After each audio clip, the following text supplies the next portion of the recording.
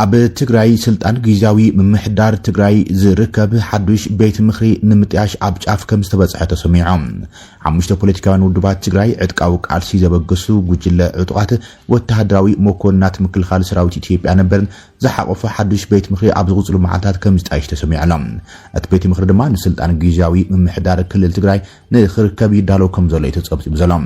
ኢተማጀር ሹም ሓይልታት ምክልኻል ነበርን ኣብ ቀረባ ድማ ብኣቶ ጌታቸው ረዳ ኣብ ዝምራሕ ጊዜያዊ ምምሕዳር ምክትል ፕሬዚደንትን ሓላፊ ዘፈር ዲሞክራታይዜሽንን እቲ ጊዜያዊ ምምሕዳር ዝነበሩም ጀነራል ጻድቃን ገብረትንሳኤ ኣብ መወዳእታ ዝሓለፈ ዓመት 4 ሓይልታት ፖለቲካን ክልተ ወተሃደራዊ መራሕቲ ነበርን ዝሓቆፈም ጉጅለ ለውጢ ከም ዘቆመ ተዛሪቡ ነይሮም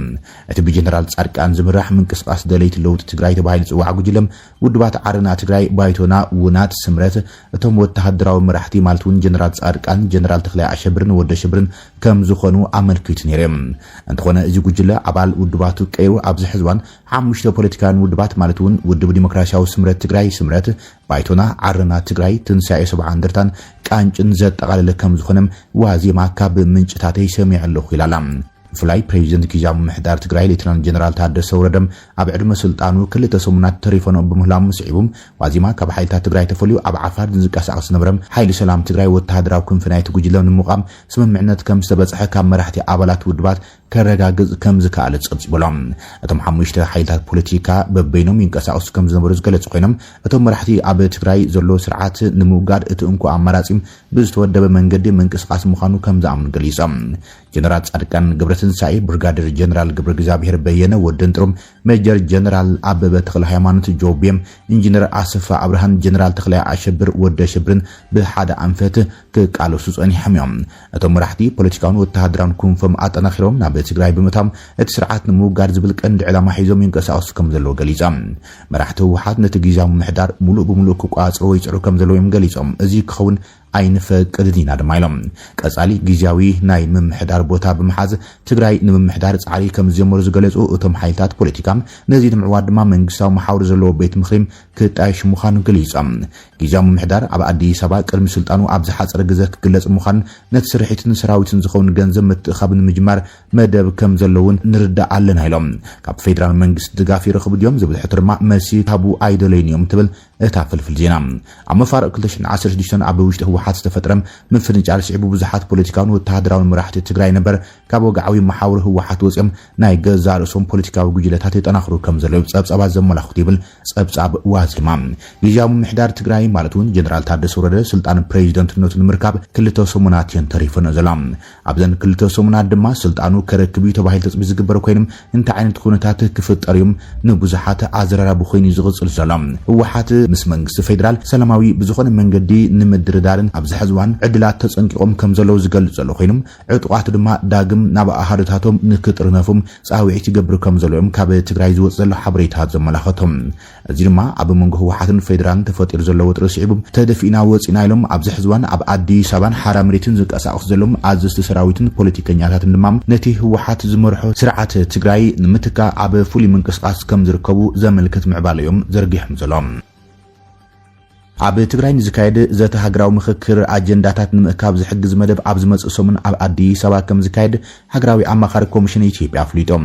ካብ ትግራይ ዝመጹ ሓዊሱ 400 ተሳተፍቲ ኣብቲ መደብ ክሳተፉም ተጽቢት ከም ዝግበር እቲ ኮሚሽን ኣፍሊጦም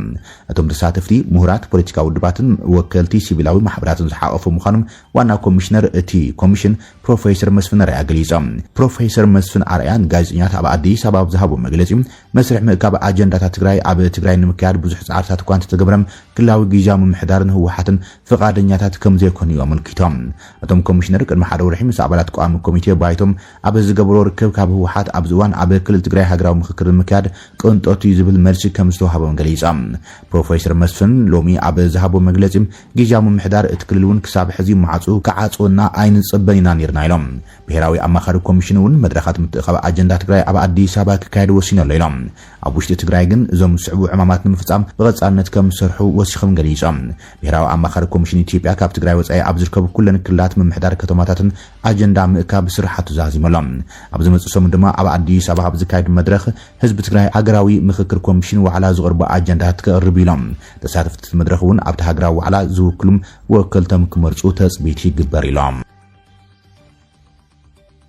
ኣብ መንጎ ኣሜሪካን ብጀነራል አልቡርሃን ዝምራሕ መንግስትን ከቢድ ወጥር ተፈጢረሎም ዝሓለፈ ዓርቢ ኣብ ሱዳን ምብራቅ ዳርፉር ኣብ ዝርከብ ሆስፒታል አልአዳይን ብዘጋጥሞ መጥቃዕቲ ሰብኣዊ ነፈርቲ ሰራዊት ሱዳን ውሕድ 64 ሰባት ክሞቱን ክሎም ልዕሊ 100 ድማ ቆሲሎም ከም ዘሎም ፍሉይ ልኡኽ ፕሬዚደንት ኣሜሪካ ማሳድ ቡለስ ከሲሶሎም ክልቲኦም ወገናት በቲ መጥቃዕቲ ንሕድሕዶም ዝካሰሱ ዘለው ኮይኖም መንግስቲ ኣሜሪካ ግን እቲ መጥቃዕቲ ሰብኣዊ ነፈሪት ኣብ ልዕሊ ሆስፒታል ብሰራዊት ሱዳን ከም ዝተፈጸመ ማሳድ ቡለስ ገሊጾምሎም ብመሐመድ ሐምዳን ደጋሎ ዝምራሕ ኃይል ቁልጥፍ ምላሽ ናይቲ መጥቃዕቲ ሓላፍነት ከም ዘይወስድ ክገልጽ እንከሎ መንግስቲ ሌተናንት ጀነራል አልቡርሃን ድማ ሓላፍነት ከም ዘይወስድ ይነጽጓም ይኹን እምበር ብናይ ያል ዩኒቨርሲቲ ላቦራቶሪ ሰብኣዊ ስነ ፍልጠት ዝተኻየደ ናይ ሳተላይት ሪሞት ሴንሲንግ ሜላታትን መንግስቲ ጀነራል አልቡርሃን ነቲ መጥቃዕቲ ከም ዝፈጸሙ ረጋጊጸሎም ነስዒቡ ድማ ኣማኻሪ ጉዳያት አፍሪካን ዓረብን ፕሬዚደንት ትራምፕ ማሳድ ቡለስ ነቲ በሓይልታት መንግስቲ ኣብ ልዕሊ እቲ ሆስፒታል ዝተፈጸመ መጥቃዕቲ ዝሕዝን ተግባር ክብሉ ገሊጾምዎም ኣብ ሱዳን ኣብ ዝካየድ ዘሎ ግጭት ልዕሊ 200 ትካላት ጥዕና መጥቃዕቲ ከም ዝበጽሐን